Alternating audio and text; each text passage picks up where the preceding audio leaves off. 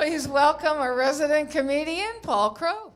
You know, there's a man, 92-year-old man, went to confession. Sitting there, and the priest looked at him, he says, I'm 92 years old. I've been married for 70 years. I've got 4 children. I've got 10 grandchildren. I have 10 great-grandchildren. I was driving along the highway, and I picked up these 2 college girls that were hitchhiking.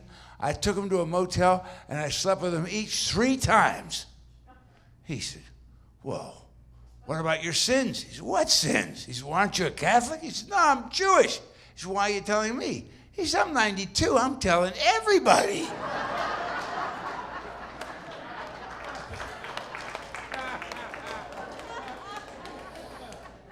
Another old-timer went to a brothel up in Reno. He walks in and says, I got a nice young girl for the night. She says, how old are you? He says, I'm 90. She says, don't you know you've had it? He said, oh, really? How much do I owe you?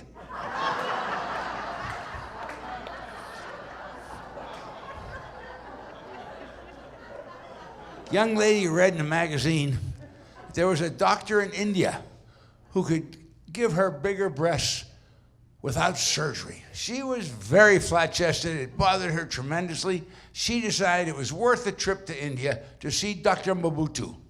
She went to see Dr. Mobutu, and he said, now look, you have to say this chant every day while rubbing your chest. Scooby-Dooby-Dooby, I want bigger boobies. She thought it was kind of weird, but she did it. And she did it every day religiously when she got out of the shower in the morning.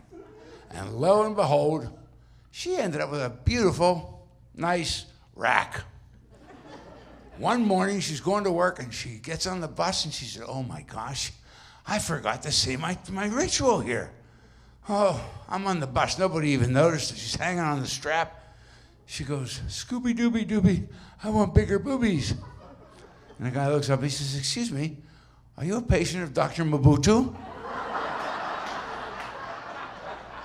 She said, yes, I am. Why? He said, hickory dickory dock.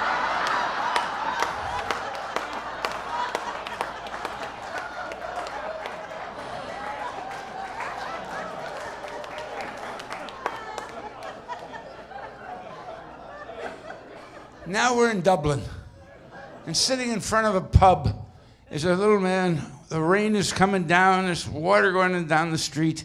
He's got a stick and a string on it. And he's sitting there in the rain. The guy looks at me and says, what are you doing? He says, I'm fishing. And he really feels badly for the guy. He says, come on, let's go inside to the pub here and have a couple of Irish whiskeys, and we'll talk about this. He said, okay. So you walk in there, sharing a couple of Irish whiskeys. He said, how many fish have you caught today? He says, you're the 8th.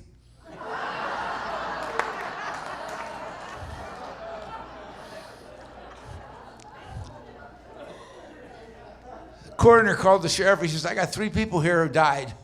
Very suspiciously, they're all smiling. He says, well, I want to know why. He says, I'll do some research. I'll call you. So he does the research. He calls the guy in. And the guy comes in. He says, the first guy, he's a Frenchman. He's 65 years old. He was making love to his 20-year-old mistress, and he died. Hence, the smile on his face. He said, well, who's the second guy? The second guy's a Scotsman. Yeah, what about him? He says, he won 50,000 pounds in the lottery. He bought $50,000 worth of Irish whiskey, and he drunk himself into an alcoholic bliss, and he died with a smile on his face. Well, who's the third guy? He says, the third guy's an Irishman. He says, that's my friend Murphy. He said, well, why is he smiling? He was struck by lightning. He said, well, why was he smiling? He says, he thought he was having his picture taken.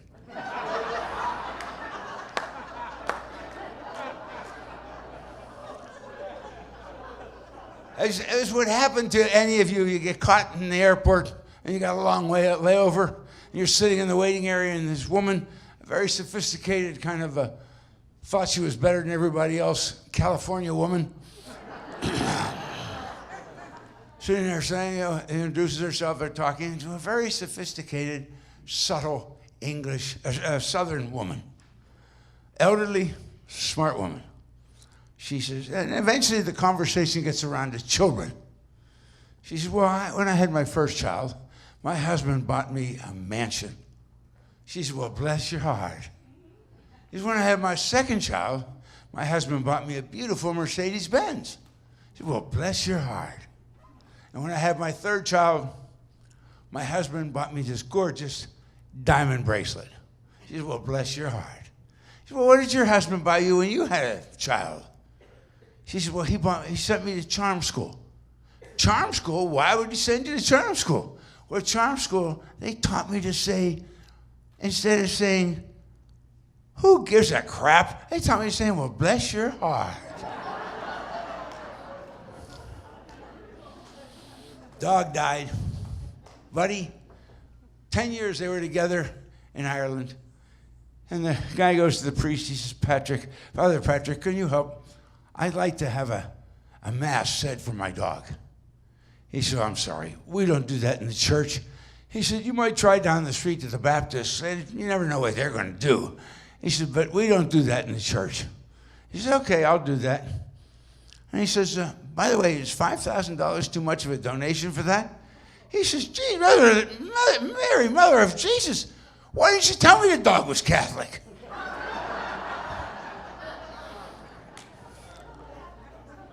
Young couple went on their honeymoon, out of money, had to come back to mom and dad's. They came back and stayed there. The brother gets up in the morning. He's on his way to school. He says, did Norman come out of his room yet? No. Well, you want to know what I think? She says, no, I don't want to know what you think. Go to school. He comes home for lunch. He says, Norman come out of his room yet with his bride? She says, no. He says, eat your lunch and go to school. He says, well, do you want to know what I think? She says, no, I don't want to know what you think. Go to school. And he goes to school. He comes home after school. Norman's still not out of the bedroom. He says, did Norman come out of the bedroom? No. He says, do you want to know what I think? She says, all right, tell me what you think, Richard. He says, well, he came in my room last night asking for Vaseline. I think I gave him airplane glue. Thanks, folks. You've been great.